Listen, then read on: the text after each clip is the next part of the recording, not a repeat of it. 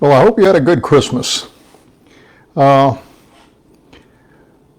Boy, how do I start this? This message that I'm going to do today is meant to encourage you. On the same token, it's designed to let Habakkuk know that justice is coming. Okay, some years ago, I was getting ready to play basketball at a court in San Antonio. This is on the west side of San Antonio. And there was this guy, and there, I guess, he was probably 29, 28 years old, and he had his daughter with him. And while they were walking in, a guy came and started attacking the father. And when I saw that, I saw the little girl begin to cry. And so I got involved. And I told the guy that was attacking the father, I said, look, back off. You got to deal with this guy? Fine, just don't do it in front of his daughter. Okay? And he wanted to get in my face. I said, well, fine, come on. And then he backed off. And the father thanked me. The little girl, he hugging, and the little girl was crying. Okay? So you see something like that, that's commonplace now. I mean, you hardly go in any store and you see some people, getting in each other's face and everything. There's a lot of difficult things going on right now. You're probably like me. There isn't a day that goes by that I don't get a call. In fact, I'm getting one right now. From some spammer or somebody looking to scam me out of money. They especially target senior citizens or people that are single, or people that are down on their luck. And they want to take what is rightfully yours. Basically, they want to steal it. I was recently watching a documentary about scammers being exposed in India. And the guy that caught them, he was able to use their computer against them. And he was actually watching them scam other people. He then turned around and showed it to the scammers that he knew all their names, he knew where they lived, and that he was going to expose them. One girl pleaded with him not to do it. She was so paranoid and scared because she had been caught. Okay, she wasn't repentant because she knew she had done wrong. She was scared because she had gotten caught. She didn't want to go to jail. Okay, we see injustice and stuff like this all the time. Some of it is in our control. A lot of it is not. In fact, most of it is not. I've been in a number of different apartment complexes since the COVID thing, and there has not been one apartment complex that I have been in that after signing the lease agreement that they didn't somehow try to change the deal and either try to get more money out of me or not fulfill the obligations that they said they would. Okay? And most people won't fight it. They just let it go. They go ahead and pay it. They don't want the hassle and all that. I never do.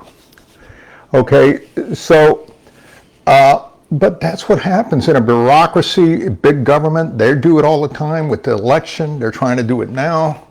In Colorado, there's a lot of injustice and evil and different things going on. Now, in Habakkuk's days, that was all going on too. He's seeing all this. So he's complaining to God, God, why don't you hear me? Don't you see what's going on? Can't you do anything? And I told you about it. He was complaining because he felt God was silent. There was ongoing lawlessness. Nothing was being done. And there was a lot of injustice that was going on. Okay? And God says to him, to Habakkuk, Habakkuk, I am doing something. You just don't see it. It's happening in my life right now. I gotta believe it. And I'm going to show you at the end of this something really encouraging. Okay, Habakkuk had been praying and praying. I've been praying. You've been praying about things that you don't see. It just doesn't seem like anything. Job didn't know what was going on behind the scenes. That God had a plan and to show and demonstrate his sovereignty with evil going on in the world with Satan. Okay, and it cost Job a lot. Well, God didn't answer Job and told him everything, but he did tell Habakkuk a lot. Okay, and he told him, this is what I'm doing. I'm going to raise up the Chaldeans and the Babylonians, And you know what? They're going to come and invade Judah. They're going to destroy Jerusalem. They're going to take you into captivity. And then they're going to depart many of your good-looking, healthy, really knowledgeable young people to Babylon, 1,000 miles away. And so that creates a second complaint in Habakkuk. And Habakkuk was saying, God, how can you use these Babylonians, Chaldeans? You know they're wicked people. How can you use them to discipline us? Because Judah had been in disobedience for a long time. They were doing a lot of wicked things. God had tried to get them to turn, and they just utterly refused. So God threw up his hand and said, okay, I'm going to raise up these Chaldeans, and they're going to come and do to you what you do among yourselves. And they did. They came and devastated Jerusalem and took these people into captivity for 70 years. So now this question that Habakkuk had, how can you, a holy God, use an unrighteous people to discipline a people that's more righteous than them? And then God tells them, you know what? They're not going to get away with it either. Their day is coming. You see these people that are doing things in our country today that you know that are wrong, and you seem powerless to do anything about it, whether they're doing it in the stock market and they're stealing, especially a lot of politicians, they have inside information, or you have people even in families that are scheming to get a senior parent to maybe alter the will or scam in insurances or on their taxes or doing different things. They're not going to get away with it. God sees it all. And so what God tells Habakkuk to do is right. I'm going to reveal to you 5 woes. 5 woes that's going to come on them that I'm using on these Babylonians and Chaldeans and on these other people in your life that have been bothering you and so forth. I'm going to give you 5 woes. And I'm going to read them to you to show you that what they're doing, they are not going to get away with it. Okay? What goes around often comes around. Okay, so if you want to turn your Bibles, in chapter 2, verse 1, the Lord replied, write down in response to Habakkuk's complaints, write down the revelation. I'm going to reveal to you. I'm going to reveal to you that which would otherwise not know. And then he begins his first woe. Now, I've written them up here so you can see. Woe 1, woe 2, woe 3, woe 4, woe 5. And this is you'll find in Habakkuk chapter 2, verses 8 to 20. Okay? And in chapter 2, verse 6, I'm sorry, I did that wrong. It's not 8 to 20. I'm telling you. What did I do with my glasses? Here we go.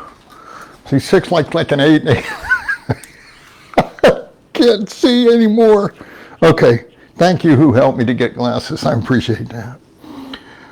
Woe to him who piles up stolen goods. Somebody just broke into my son's house and stole some things. He wasn't there. Have you ever had anybody break in your house and steal some things? You know, you feel violated. God says, woe to him who piles up stolen things and makes himself wealthy by extortion. Okay? And that's almost like bribing you. Okay? Strong-arming you, bullying you. How long must this go on? Will not your debtors suddenly rise? This is what's going to happen to them that steal. Will they not wake up and make you tremble? They're going to get revenge. Okay? Because you have plundered many nations, the people who are left will plunder you. For you have shed man's blood, you have destroyed lands and cities and everyone in them. So the first woe concerns extortion. And what God is saying to those that do that, revenge is coming on you. The very people that you took advantage of are going to be the ones that are going to come and make you the victim. So don't think you're going to get away with it. That's the first woe. The second woe is this: woe to him who builds his realm by unjust gain, to set his nest on high, to escape the clutches of ruin. You have plotted the ruin of many peoples, shaming your own house and forfeiting your life. The stones of the wall will cry out, and the beams of the woodwork will echo it. The second woe is scheming.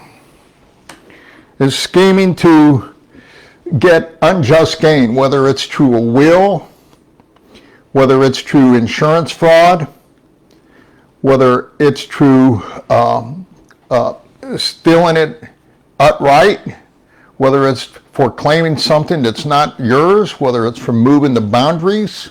There's a lot of different ways of getting unjust gain and building your house and thinking you're going to get away with it. And God says to them, you know what? Because of your scheming, your plots, the way you designed this, you thought you were going to get away with it. I've known people that have promised to do things for people, and in return they get money, or they may get something else, and then in the end they don't follow through on their agreement. They think they're going to get away with it, and God says, no. What's going to happen to you is you're going to bring shame on your house and eventually death. Can you imagine? Look at the Kennedys. How did the father Joe Kennedy make all his money? Those of you who study history, you know he did it through bootlegging. Okay, what happened? What happened? What did he bring to his house? Assassinations, all kind of debauchery, drunkenness, murder. Okay, and nobody gets away. Look at David, King David. What did he do? He was doing great until what? He killed Uriah after having an affair with his wife, Bathsheba. Then he tried to cover it up. He committed murder. And then what happened to his own family? His daughter got raped. His son was murdered. His generals turned on him. His kingdom was never the same again. He did not get away with it. People, you do not get away with things. If you steal a little thing, you need to go make it right. Okay? If you schemed against somebody, you slandered somebody, you better go get it right. You're not going to get away with it. Listen, if I've done anything to anybody, I want to get it right. I don't want that stuff, unfinished business hanging over me. Okay? Because that means it's coming back.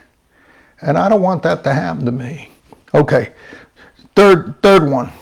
Okay, that's the second one. First one was extortion. Second one, scheming. Woe 3. Woe to him who builds a city with bloodshed and establishes a town by crime. We're hearing now about an attorney, I think he was in Georgia someplace, that killed his own son and maid and different things, in prison now. Disaster. Has not the Lord Almighty determined that the people's labor is only fuel for the fire, and the nations exhaust themselves for nothing? For the earth will be filled with the knowledge of the glory of the Lord, as the water covers the sea. God sees everything. You know, I've been involved in some murder cases. I had a mother come to me and ask me if I would go see her son-in-law in jail to ask him where he put his wife's body. Everybody knew he killed her, but they couldn't find her. And she wanted me, of all persons, to go and ask. Well, I went into county jail, met this guy, and kind of eased into it, trying to get some kind of relief to the mother. And of course, he didn't tell me. I found out years later that he put her body, he was driving around with her in the trunk of his car, and he was driving by the cemetery and he noticed a freshly dug grave. He put her body in the bottom of that grave and covered it up with dirt. Well, the next day they actually buried a military veteran right on top of him, covered up. That nobody would ever know. The only reason we know now is because years later he made a plea deal with the prosecutor that if he told where the body was, they would reduce his sentence. That's how we found out. But I've been involved in other cases too. And the thing is, there was a woman that came to me who adopted a little boy from Russia. And she tried to get me to be a defense for her after she killed him. He was 2 years old. She beat this little boy to death, okay, lacerated his liver. And she tried to get me to believe that this little boy, this little Russian boy, had attachment disorder. And because he had attachment disorder, she had to increase her forms of discipline to try to get him to behave. Well, of course, she's sitting in my office and I'm thinking, I'm not going to agree to this. Who in the world would say that? I told her, I said, why don't you just tell the truth? You lost it, you killed him. Well, she found a psychiatrist that went along with her, and they now come up with this new attachment disorder psychological problem that doesn't really exist to try to back up her defense for the jury. This happened in Colorado. In fact, it came out on 60 Minutes. Both of those cases that I was involved in. And the jury didn't buy it, which I knew at first, and they ended up sentencing her to prison. She would have gotten a lot less time if she'd have just been honest. She didn't get away with it. He didn't get away with it. And here's the thing. They only got a partial justice. Wait till they face God. People, you don't want to face God with unconfessed sin in your life. Okay? Now, we've all been involved in stuff like this. The Bible says if you hate your brother, it's the same as if you killed them. Okay? There probably isn't a person watching this that hasn't at some point extorted somebody, schemed against somebody, hated somebody, and wait till you read the rest of what we do. Okay, the next one. And by the way, for murder, what you're going to suffer is total loss. Everything's going to be gone. Okay, the fourth woe. Woe to him who gives drink to his neighbors, pouring it from in the wineskin till they drunk, so that he can gaze on their naked bodies. First thing I thought of was teenage boys and taking out the girls and getting them to drink. And you get their inhibitions lowered. You know, with teenage boys, don't just do, girls do that too, so do adults. Okay, and what are they doing? They're getting them to subdue him. Who do we know in the news that did this? He didn't just do it with alcohol. He did it with drugs. This guy that who was a sitcom, I can't think of his name right now, but they caught him putting drugs in a lot of women's drinks and molesting them while they were unconscious. I mean, can you imagine that? I don't even want to go there. But and they just got another guy. He was 50, 60 people. He in the morgue having sex with a dead body. People, we live in a sick and deviant world. And here's the thing, God is watching that. He's watching. And in this case, that we call this treachery. What ends up happening? It's pretty bad. It says, now it is your turn. Drink and be exposed. The cup from the Lord's right hand is coming around to you, and disgrace will cover your glory.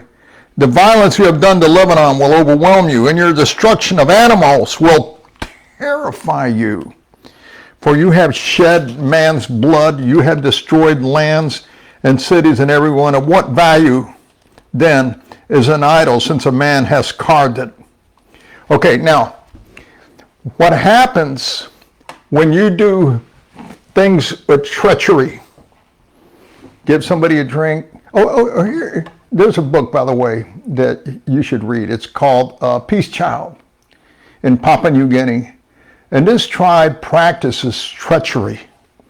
What they do is to befriend somebody from a different tribe so that they become close buddies, and as soon as they're real tight and close, to kill them. It's called the ultimate form of treachery.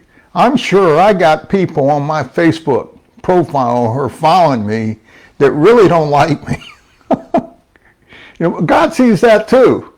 Okay, well, they would practice treachery, and they would kill people, and they would lead them to the point. There was no greater thing they could do than to make somebody believe that you really liked them, even loved them, and turn around and stab you in your back. Okay, you read it. The story is fascinating, and there's a sequel to it called. The book was written by Don Richardson. I met him. And he wrote a sequel called Lords of the Earth. Fascinating book. You start reading it, you won't put it down. But they practice treachery. And the consequence for that is shame, disgrace, psychosis. Getting paranoid. Freaking out. Okay, for doing stuff like that. You're getting people that don't have a clear conscience. And you keep that uncleared conscience for a long time. It's going to affect you emotionally. There's no greater therapy, people tell me, than confession.